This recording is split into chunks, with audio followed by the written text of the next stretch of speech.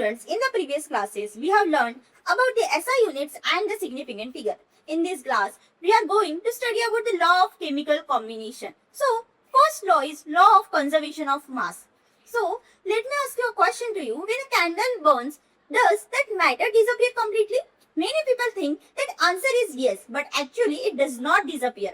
This idea is explained by the law of conservation of mass.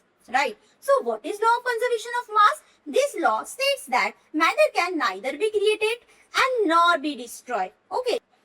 In simple words, we can say that during a chemical reaction, matter only changes its form. The total mass before the reaction is always equal to the total mass after the reaction. This law was given by the famous scientist, that is Antoine Lavoisier. Right. This scientist was also known as father of modern chemistry. Right. The scientist was also known as father of modern chemistry. Imagine that 10 gram of hydrogen react with 80 gram of oxygen. So, total mass of reactant is 90 gram, right? Total mass of reactant is 90 gram. After the reaction, mass of product form is also 90 gram. Mass of product form is also 90 gram. Right? This is mass of reactant.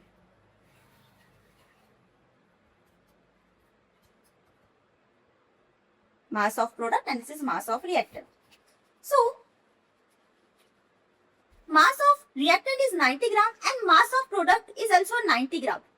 So, mass of reactant is always equal to the mass of product.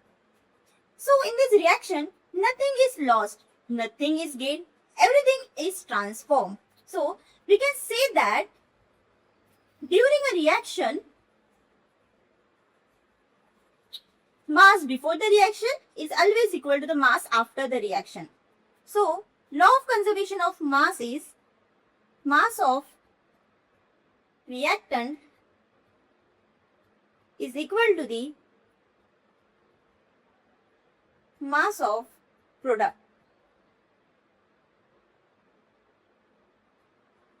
Let's move on to the next concept, that is law of definite proportion and law of multiple proportion.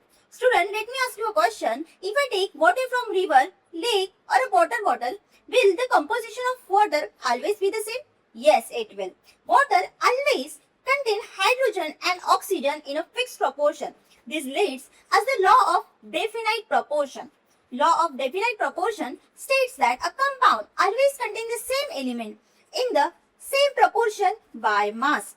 Same element in the same proportion by mass, right? So, this law was given by the scientist, that is Joseph Proust. Let's take an example of water, that is H2O. No matter where the water comes from, hydrogen and oxygen are always present in a fixed mass ratio, that is 2:1. Right? This fixed composition is the characteristic property of a compound. Right? So, we can conclude that one compound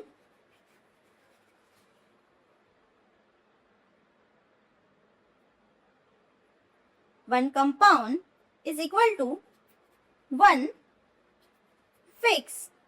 compound means one fixed composition, right?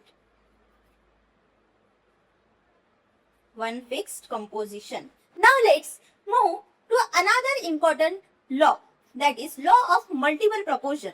Here's another question for you. Can the same two elements form more than one compound? Yes. Carbon and oxygen, that is carbon and oxygen, can form carbon monoxide and carbon dioxide, right?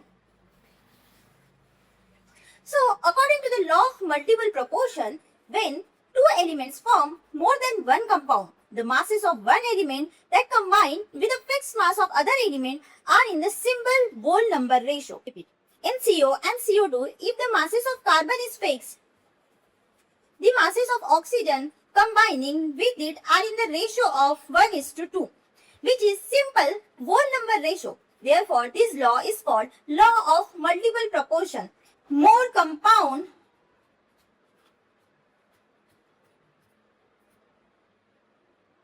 means whole number ratio.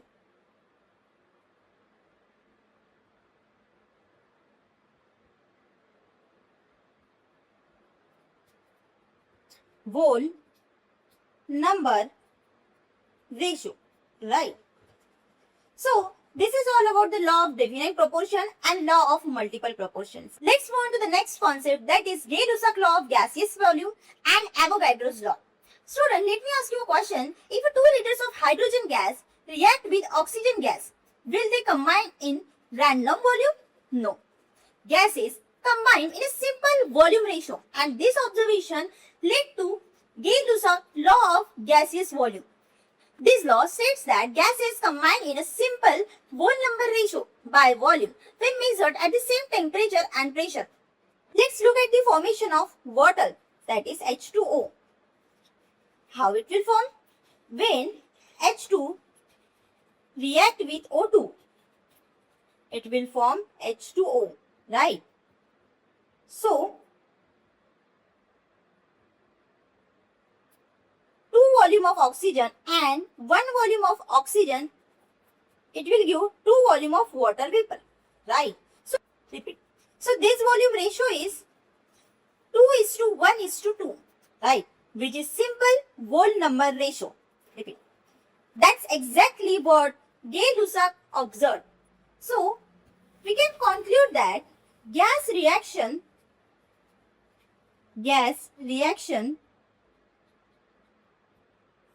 follow simple volume ratio. Simple volume ratio.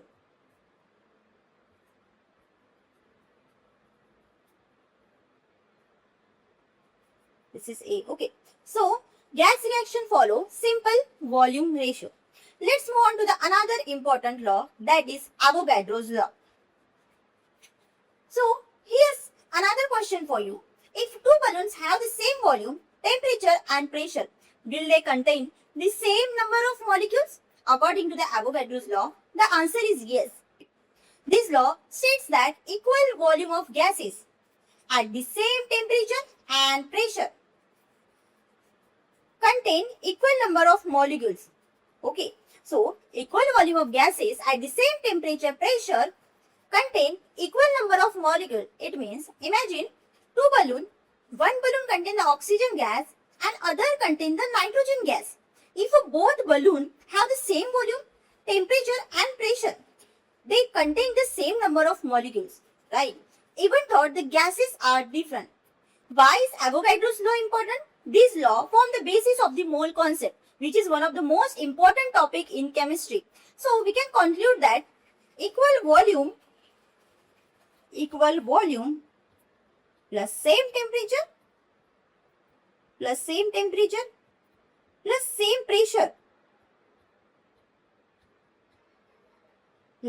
pressure is equal to equal number of molecules. Equal number of molecules, right? No matter how gases are different, right? So this is all about the Gay-Lussac law of gaseous volume and the Avogadro's law. Let's move on to the next concept, that is Dalton atomic theory. What happens if we keep breaking a piece of a chalk into smaller and smaller pieces? Can we keep doing this forever? That was the same question scientists asked many years ago. To answer it, John Dalton proposed the atomic theory in the early 18th to explain the nature of matter and its composition. Let's understand the main points of Dalton's atomic theory. So first point is matter is made up of atoms. Dalton proposed that all matter is made up of extremely small particles called the atoms. So these are the atoms, which is very small, right? So atoms are the building block of everything around us. For example, water, air, that is water, air, even our bodies, made up of very small particles called atom. Okay. And second point is atom of the same element are identical. What is meant by same elements are identical? According to Dalton, atoms of same elements have the same properties and mass. For example, oxygen, right? Oxygen atoms are similar to one another. So, these are oxygen atom, right? So, they have a same mass and same properties. Next point is atom of different elements are different. Atoms of different element have different atomic masses and properties, right? For example, hydrogen atoms are different from oxygen atoms, right? So, hydrogen and oxygen both have a different mass and different properties, right? So, that is why different elements behave differently, right? We can say that this is H2 and O2. So, both have a different properties and have a different masses and they behave differently. Okay. So, next point is atom cannot be created or destroyed.